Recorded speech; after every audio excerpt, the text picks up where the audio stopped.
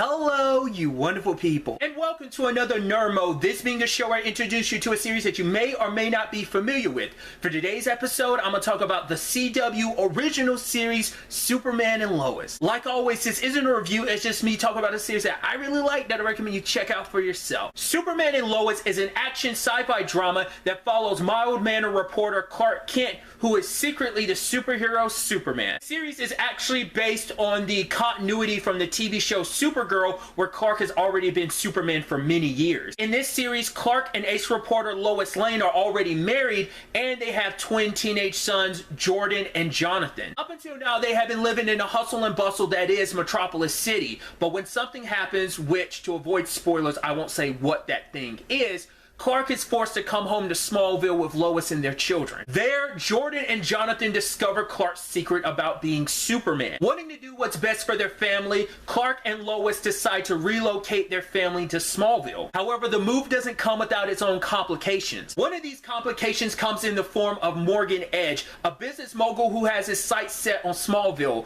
promising Smallville a prosperous future while hiding his true intentions. Another complication comes in the form of a mysterious stranger who knows Superman, or rather Kal-El's secret, and is dead set on killing him. And then on top of all of that, Jordan begins to display superpowers similar to Clark's. Clark and Lois will have their plate full as they fight and investigate Morgan Edge and the mysterious stranger, all while protecting Smallville and their children. The superhero business never gets any easier. A really interesting thing about this series is that it is a part of the Arrowverse on the CW. It, along with many shows, were affected by the crossover event Crisis on Infinite Earths. Pre-Crisis, they had one son to be born, but post-Crisis, they end up with twin teenagers. Very interesting things happen when a multiverse is destroyed and then reborn. That in itself segues very nicely into why this show is so great. It gives us an opportunity to see Superman's story in a way that many people, myself included, haven't seen before, especially live action wise, whether that be in movies or TV shows. That family dynamic creates a really interesting aspect to this show, because it isn't just about Clark and Lois balancing not only their jobs but also being parents, but also being husband and wife, finding time for each other. Especially when you have a character like General Sam Lane, Lois's father, who is pushing Clark more towards his responsibilities / obligations as Superman,